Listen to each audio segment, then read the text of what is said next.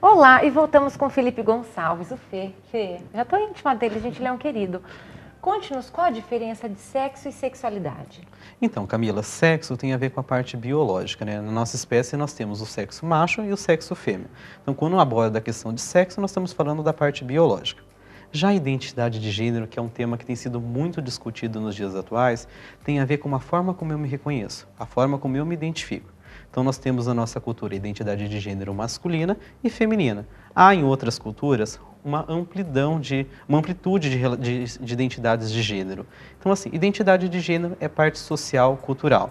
Sexo, ele é biológico, certo? E aí, as pessoas elas podem se identificar como cisgênero, ou seja, eu nasci com a parte biológica macho e quando eu me olho no espelho, eu me reconheço enquanto homem, enquanto masculino. A Vi contou pra gente, né? Eu sou cis.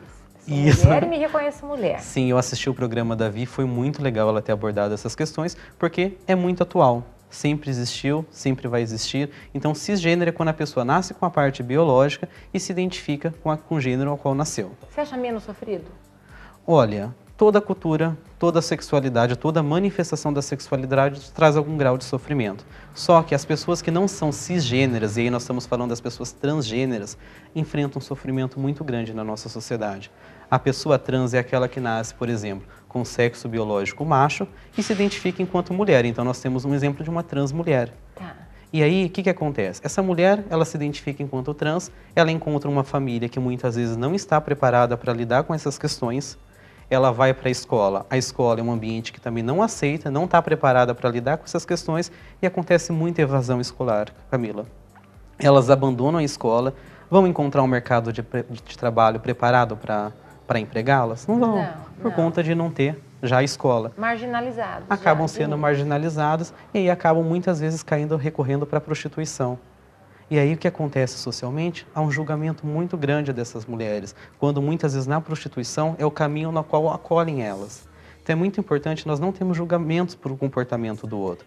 Então nós temos as pessoas que são cis e as pessoas que são trans. E aí também tem a parte da orientação sexual, que é a forma como eu direciono a minha vida afetiva e sexual. Alguém do mesmo gênero é homossexual, alguém de gênero oposto, heterossexual. Se eu me relaciono com ambos os gêneros, bissexual. Como é que você lida quando eles te procuram no consultório com a sexualidade deles? Porque eles têm um órgão sexual masculino ou feminino e querem o outro lado, querem estar com pessoas semelhantes. Como é que é o sexo para eles, digamos assim, Felipe? Para as pessoas trans? Sim. O que acontece para as pessoas trans? Primeiro é um enquadramento social, né? Elas querem se representar e se mostrar dentro da sociedade, ter uma visibilidade. Então, num primeiro momento, eu preciso trabalhar toda a subjetividade dessa pessoa. Ela se identifica enquanto mulher, ela é uma mulher.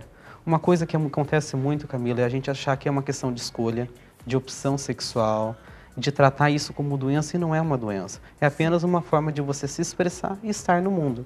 Sim, e quando elas te procuram pro sexo mesmo, como é que eu quero ser mulher, eu não sei como é que vai ser o meu lidar com a sexualidade com o meu novo parceiro, seja qual identidade de gênero ele tiver. Só que eu não sei como é que eu vou fazer isso. Eu não sei porque eu tô me vendo mulher agora, mas eu tenho um órgão. Como é que é? É difícil você se inserir numa... Como é que fala, Felipe? Como é que eles vão fazer sexo, digamos assim? Digamos uma trans mulher. Nua, crua. Digamos uma trans mulher que ela ainda não fez a cirurgia de redesignação sexual.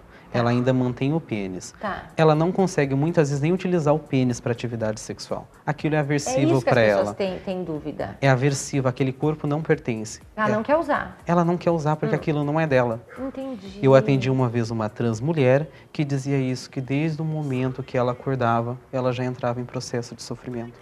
Odiava. Ela tinha que fazer xixi e aquele pênis não era dela. Aquele corpo não pertencia a ela. Aí cabe a cirurgia. Aí cabe a cirurgia. E também é um processo de sofrimento muito grande, Camila, porque ela vai na fila do médico, chega lá, ela quer ser reconhecida como, por exemplo, vamos inventar um nome fictício, Maria. E aí, na hora de chamarem ela pela consulta, chamam de João. E aí ela precisa levantar, com toda aquela identidade dela que acaba sendo ferida socialmente, e se apresentar como João. A Roberta Close foi isso, ela contou num programa, ela já está fora Aí o Gugu foi até ela e contou sobre isso. Mas até então, e quem não faz a cirurgia? Usa? Aí tem que analisar cada caso. A maioria não. A maioria não se identifica com o corpo biológico e tenta buscar métodos, desde assim, cirúrgicos ou não, para tentar remodelar esse corpo.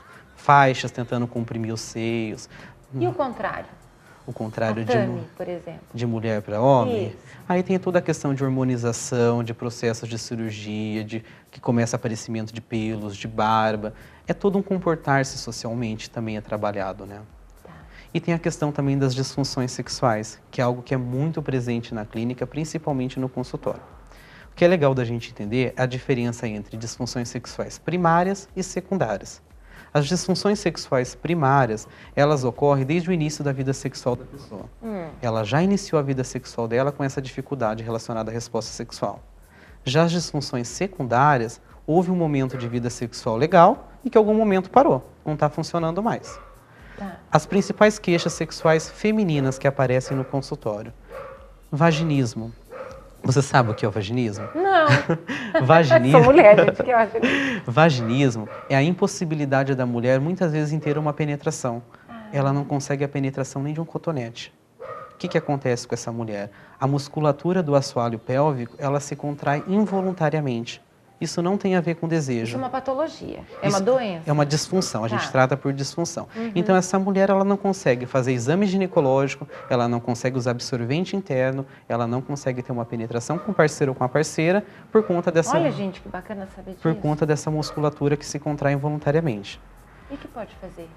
Todo o tratamento é um tratamento de dessensibilização que a gente faz na clínica. Começando desde a questão de trabalhar com essa mulher o campo de fantasias, de autoconhecimentos, buscando na história dela de aprendizado em que momento houve, às vezes crenças religiosas influenciam muito. Que os nossos colocaram, ali ela se fechou. Isso, uma educação sexual muito conservadora e repressiva, isso dificulta com que essa mulher relaxe e desfrute da atividade sexual de forma bacana. Temos também a dispareunia, que é aquela dor, ardência, incômodo, que muitas vezes é muito intensa, recorrente e persistente na atividade sexual. Nossa, a parceira, quanta coisa! A parceira, ela vai para o sexo sentindo muitas dores, que é muito parecido com aquele exemplo que eu trouxe para você da uretra, em que o parceiro tentava penetrar por lá. Já chega no sofrimento ali. Já chega no sofrimento. Tem a inibição de desejo, que isso é muito comum, que é quando a mulher não tem desejo para ter atividades sexuais.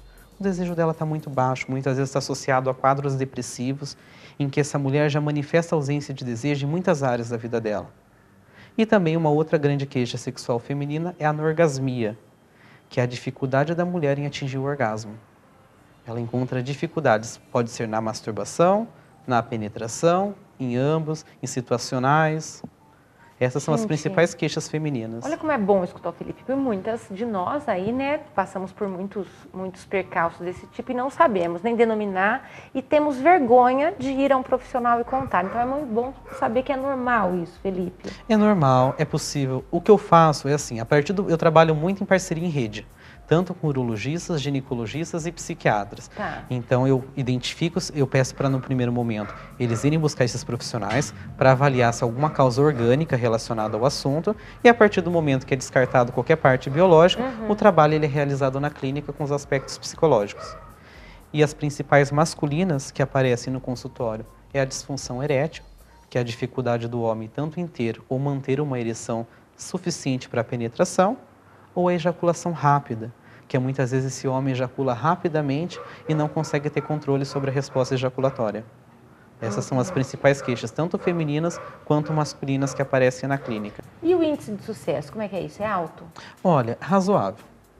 Se depender da questão da condução da relação entre o profissional e cliente, é satisfatório. É um processo que demanda tempo, não é algo rápido. As pessoas têm a ideia que há um tempo certo de sessões para tratar a questão? Não, não há. É um processo que demanda tempo. Depende do problema da criatura, de onde vem de lá de trás, né? E também em parceria com os seus colegas, né? Os médicos estarão juntos, ginecologistas e tudo mais, né? Por exemplo, uma mulher com inibição de desejo, às vezes ela está dentro de um quadro com depressão. precisa muitas vezes do apoio do psiquiatra, com a questão da medicação, o psicólogo não medica, isso é importante compreender, e aí o trabalho é feito em parceria. Então você começa a reestruturar toda a vida sexual dessa pessoa. E quando eu falo sexual, não somente o sexo com a penetração, algo muito além, a questão de afetos, de comunicação. Claro. A disfunção sexual ela acontece muitas vezes quando a relação do casal já não está legal. Aí já a resposta inadequada sexual. Mas talvez ela também seja uma criatura que com outro parceiro, ela também seja assim por motivos culturais, né? Isso, já vem de uma história. Alguma coisa que ela, né, foi abastecida ao longo da vida dela, não é assim? Isso, Felipe? ela pode vir já de um histórico anterior de dificuldades com a resposta. E é mais difícil. Aí é um pouco mais difícil, mas é possível, é super possível, é um tratamento muito legal, é um trabalho muito árduo, mas é uma jornada. Eu falo que é uma jornada que, se o outro está disponível, tem sucesso. Ah, que bom, gente. Temos que estar disponíveis às terapias, ou seja, reconhecer os nossos problemas, né? Para passar para um profissional sem vergonha, porque tem profissionais para cada área e para esta sim existe alguns que vão conseguir decifrar quando nós não sabemos quais são, não é? E tratá-los na raiz, não é assim, Felipe? E uma coisa que é assim, Camila, a queixa muitas vezes ela não vem pronta para o consultório. Você que vai formular, não, ela vai soltando devagar e você Isso. monta o quebra-cabeça. Então, por isso que eu atuo tanto com foco nas questões da sexualidade quanto em outras questões. Tá. Eu preciso estar sensível aos clientes que chegam ao consultório, porque às vezes demanda um tempo até que ele começa a soltar alguma coisa a respeito do comportamento sexual, e aí você precisa... Vai aqui, ali e monta. Isso, aí você faz a formulação do caso e começa a contar para o outro como que vai dar o processo. Então, muitas vezes eu trabalho com livros, com leituras, todo um processo de desconstruir crenças, um processo psicoeducativo, de autoconhecimento corporal. E quando você monta o cliente para ele mesmo, de tudo que você viu dele, e você fala isso, ele fica assustado? Porque ele não se reconhecia dessa maneira? O mais legal é que eles acabam formulando toda a compreensão. É. Você começa a atender e aí daqui um momento fala, puxa, eu não sabia que eu era assim. Olha, tá aí, então isso explica, então... Aquele olho brilha, quer te amar pro resto da vida, de eterno. Uma vez eu atendi um caso de um cara que estava com ejaculação precoce, e aí numa das atividades de masturbação, é importante deixar claro que tudo é feito na casa, gente. fora do consultório. E na casa. Na casa da pessoa. E aí, assim, numa das masturbações que ele estava fazendo, já estava com problemas no relacionamento, ele teve uma lembrança, um insight. Ele lembrou de uma masturbação lá da infância e adolescente, que ele ouviu dos amigos, Camila, que para ser um bom masturbador, assim, ele precisava ser rápido.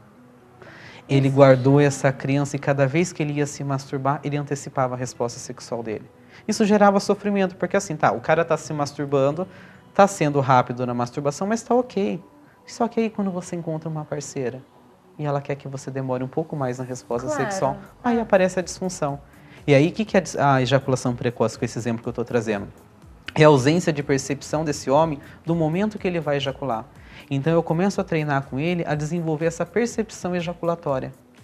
Então, você passa atividades de masturbação, ele começa a treinar isso na casa e começa o stop-start, que é o nome da técnica. Tá. O cara está se masturbando, aí ele para, volta a se masturbar, para de novo, até que no momento ele passa a ter controle do momento que ele quer ejacular. Isso melhora muito.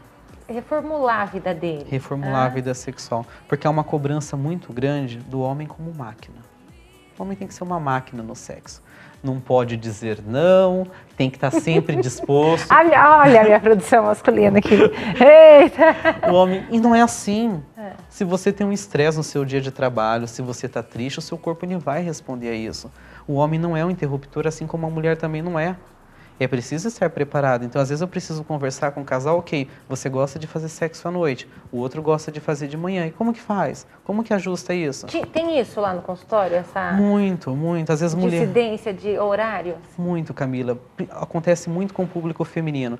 Às vezes as mulheres não querem ter sexo à noite, por quê? Porque elas já enfrentaram uma jornada de trabalho, chegam em casa, tem que cuidar dos filhos, arrumar a casa, e aí meia-noite, 1h da manhã tem que ter sexo e está disposta ainda para ter sexo. Por misericórdia, ela vai falar, não, bendito corpo que descanse o meu, procura outro. Então nós precisamos começar a trabalhar as questões de gênero. Aí que é importante. Entender que brincadeiras, por exemplo, brinquedos, define gênero? Não define gênero. Brinquedo é para a criança se expressar. Homens podem brincar de bonecas como podem brincar de carrinho. As pesquisas nos Estados Unidos apontam que o quê? Que homens que começam a brincar de boneca, carrinho desde a infância, desenvolvem um comportamento de cuidado, de responsabilidade no lar e acabam dividindo com a parceira se é um casal hétero no futuro. Ou seja, desmistificar tudo, o que nos foi inserido lá atrás, não Desmistificar cores. Tudo. O que acontece é que desde o nascimento já há uma série de comportamentos que é esperado do gênero. Se eu tenho um pênis, se a minha mãe lá na gestação foi lá, fez o ultrassom e descobriu que eu tenho um pênis, a sociedade já vai atribuir um nome masculino para mim. Vai te dar cor azul. Vai me dar a cor azul. Vai te cobrar agressividade. Vai cobrar agressividade, ausência de expressão de emoção. Vai esperar que eu tenha um comportamento sexual variado com a sociedade e para a mulher é outra coisa. Então nós precisamos começar a quebrar essas questões de gênero. Permitir com que homens e mulheres se expressem da forma como se enxergam e se identificam. Claro que sim, mas está mais aberto, não está? Tá melhorando. É um passo de formiguinha, mas são passos sólidos, isso é importante. Isso que é bacana. É muito legal. Eu fico muito contente com essa conscientização disso tudo, viu, gente? É assim, Felipe, eu espero tê-lo mais vezes aqui, viu? Eu também espero. Eu gostaria de, para encerrar, trazer um trechinho da Fernanda Quero Montenegro. Muito, vai, adoro o trecho, vai. A Fernanda Montenegro, Camila, no teatro, ela fez uma adaptação do texto da Simone de Beauvoir. Adoro Simone de Beauvoir. Que começa mais ou menos assim. A impressão que eu tenho é de não ter envelhecido, embora eu esteja instalada na velhice. O tempo é irrealizável. Provisoriamente, o tempo parou para mim. Provisoriamente. Mas eu não ignoro as ameaças que o futuro encerra. Como também não ignoro que é o meu passado que define a abertura para o meu futuro. O meu passado é a referência que me projeta e que eu devo ultrapassar. Portanto, ao meu passado, eu devo o meu saber e também a minha ignorância. As minhas necessidades, as minhas relações, a minha cultura, o meu corpo. Que espaço o meu passado deixa para a minha liberdade hoje? Não sou escravo dele. O que eu sempre quis foi comunicar de maneira mais direta o sabor da minha vida. Unicamente o sabor da minha vida. Eu vivi num mundo de homens, guardando em mim o melhor da minha feminilidade. Não desejo, nem desejei nada mais que viver sem tempos mortos.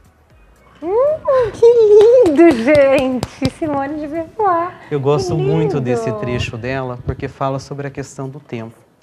E o tempo, Camila, é algo que não volta mais. Quando eu vou atender um cliente no meu consultório, eu tenho uma responsabilidade diante do tempo do outro. E o outro também tem uma responsabilidade diante do meu tempo. Então eu quero muito agradecer a disponibilidade do seu tempo para estar aqui comigo hoje. Não. Foi um prazer. Foi um prazer. Fê, foi um prazer tê-la aqui comigo. Fico até emocionada com esse texto, com essas coisas. Gente, sabe que eu estou chorando. Foi um prazer muito Obrigada, grande. Felipe. E eu espero mais encontros como esse, que a gente saiba aproveitar o tempo do outro. Com certeza, traremos. Não, tudo que você tiver de novo, trará com um coração generoso para nós. E nós abraçaremos a causa, né, assim, meu povo? E é isso aí, assim nós nos despedimos.